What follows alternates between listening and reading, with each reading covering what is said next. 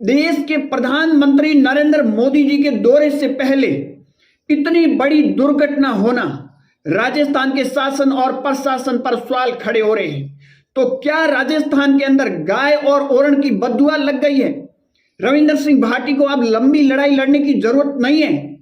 लोग ये भी कहते हैं जैसा फल बोओगे वैसा ही फसल आप काटोगे, और प्रकृति के साथ अगर आप खिलवाड़ करोगे तो प्रकृति आपको माफ नहीं करेगी, उसी के भाषा के अंदर आपको जवाब दिया जाएगा। 20 तारीख की पचपदरा की घटना, 20 अप्रैल को एक घटना नहीं हुई है, 7 घटना हुई है, जोग या फिर संजोग कह दीजिए। और अप्रैल की बात की जाए 20 घटना हुई है, और अगर मार्च को साथ में मिला दिया जाए 37 घटना हुई है पूरे विश्व के अंदर रिफाइनरियों के अंदर। मैं बात कर रहा हूं पचपदरा रिफाइनरी को।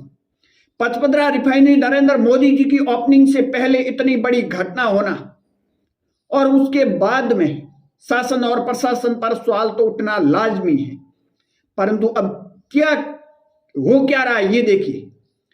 अब टीवी चैनलों पर तो जो मंच सजा हुआ था उसकी तस्वीरें और वीडियो चल रही थी, परंतु गिरफ्तार किसको कर रहे हैं? छोटे छोटे यूट्यूबर जो किसान का बेटा है उनको गिरफ्तार करके क्या पल्ला झाड़ना चाहते हैं? क्यों नहीं उन बड़े चैनलों पर जो चल रहा था उसके गिरबान तक आप हाथ नहीं डालोगे? आप डाल भी नहीं सकते, ये भी मैं कह सकता हूं। आप छोटे मासूम छोटे किसानों के यूट्यूबर को आप हाथ डालोगे और उनको गिरफ्तार करोगे, परंतु उससे पहले प्रशासन की जिम्मेदारी थी, सुरक्षा एजेंसियों की जिम्मेदारी थी कि वहां सुरक्षा रखते, किसी को जाने नहीं देते। अब राजस्थान के शासन और प्रशासन पर सवाल खड़े होंगे, और अब गाज भी गिरेगी, छोटों के साथ बड़ों भी लपेटे में आ जाएंगे। परंतु अब लोग ये चर्चा कर रहे हैं कि रविंद्र सिंह भाटी को अब लंबी लड़ाई लड़ने की जरूरत नहीं है, क्योंकि ओरण और प्रकृति ने, गाय ने अपना जो रूप था वो दिखा दिया सरकार को, और प्रकृति के साथ अगर आप खिलवाड़ करोगे, पेड़ पौधे आप काटोगे, उन 363 माताओं की कहीं कहीं आपको बददुआ लगेगी अगर आप प्रकृति के साथ, खेजड़ी के साथ खिलवाड़ करोगे।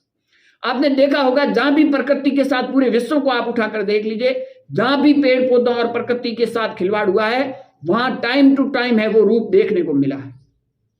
अब इस घटना को कई लोग अलग अलग एंगल से जोड़ रहे हैं, ओरण से जोड़ रहे हैं, गाय से जोड़ रहे हैं, खेजड़ी से जोड़ रहे हैं, राम मंदिर से जोड़ रहे हैं, और कई लोग ये कह रहे हैं सरकारें रूठी है, राम नहीं रूठा, राम नहीं रूठा उसी का परिणाम है। हर एक प्लेटफॉर्म पर अलग अलग चर्चा हो रही है, परंतु एक चर्चा ये भी आप मान के चलिए कि भाटी को अब लंबी लड़ाई लड़ने की जरूरत नहीं है। सोलर प्लांट भी लगेंगे और खेजड़ी भी वहीं रहेगी, ओरण भी वहीं रहेंगे और गाय भी वहीं रहेगी। अब इसके लिए कोई लंबी लड़ाई लड़ने की जरूरत नहीं है। 2 साल में सरकार ने एक बड़ा काम करना था, वो भी सिस्टम और सरकार पूरा का पूरा फेल हो चुका है। अब जनता को आखिर कहेंगे या आगे वोट किसके नाम पर आप मांगोगे? क्योंकि भजनलाल की सरकार का 2 और 2.5 साल का जो काम था वो एक ही बड़ा था, वो 80,000 करोड़ रुपए का।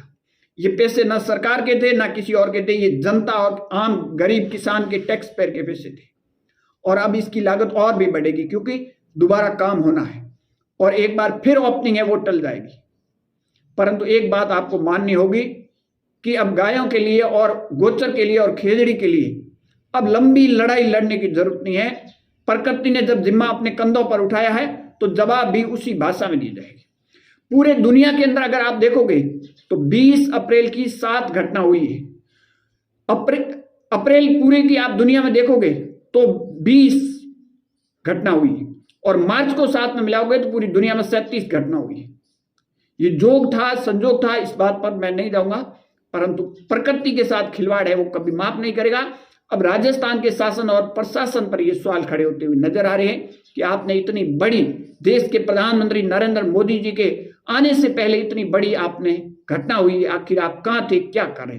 ये हर किसी के मन के अंदर सवाल है और क्वेश्चन मार्क भी लग रहा है। आपकी क्या राय है? कमेंट सेक्शन जरूर देना। ज्यादा जानकारी के लिए हमारे यूट्यूब चैनल और फेसबुक पेज को जरूर फॉलो कीजिए।